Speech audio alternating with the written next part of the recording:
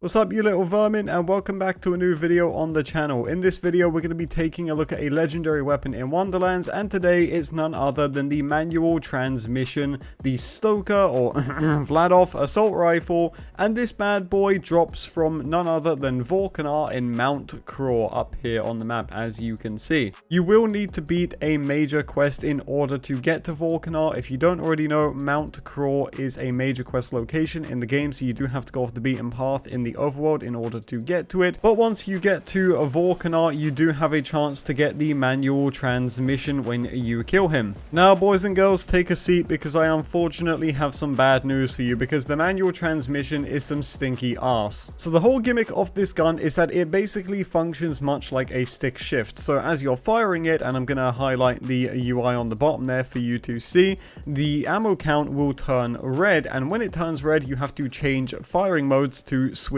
the gear up, and when you do so the fire rate is going to rise, and you can just keep going up and up and up and up and up until you get stupid high fire rate, which would make you think that this gun is good, right? Well, that's actually incorrect, but we'll get into that in just a second. I just want to quickly show you what happens if you switch gears at the wrong time, and basically the gun just jams up and you have to reload it, and then you start back at square one. Now, as you can see, just in terms of the damage this thing does, it's pretty average. It kind of struggles to take out most common mobs and really isn't all that great.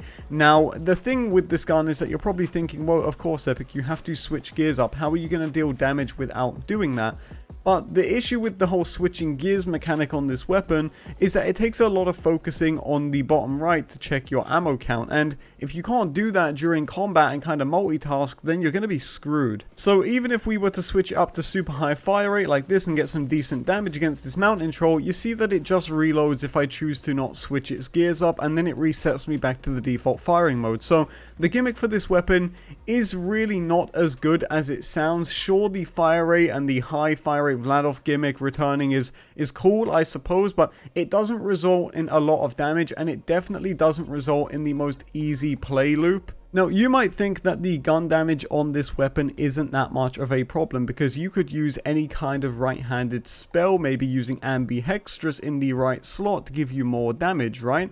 Well, not entirely, because even if it's something like a right-handed action skill boosting your damage, as you'll unfortunately find with the manual transmission, if you have any stacks of the fire rate stuff built up, when you use a right-handed spell or a right-handed action skill, what happens after you cast it is that all of those stacks get lost. As you can see, it just resets you back to normal, which is a huge con for this weapon and kind of prevents it being useful in many situations. Because not only do you have to multitask in order to switch gears and land your shots as you're firing to prevent it overheating and having to make you reload like it's some kind of COV knockoff, it also doesn't deal that great damage to back up the gimmick. So with that being said, I really do think this is one of the worst, probably the worst legendary assault rifles in Wonderlands. If anyone can ever make this thing work, please by all means tag me. I'd love to see what you're able to do with it, but I'm just not a big fan of it. But nonetheless, if you do want to get your hands on the manual transmission, again, you can go to Mount Craw, and you're going to be traveling all the way up to Volcanar's arena in Tribute Way, and that's where you can farm for this thing. It seems to drop pretty common in my experience, but only if you have your loot luck raised, so just be aware of that. But anyway, you guys, thank you so much for watching this video. I really appreciate it. Let me know what you think of this gun in the comment section down below, and maybe it's just not for me, who knows. But yeah, thank you guys for watching, and I'll see you all in the next one.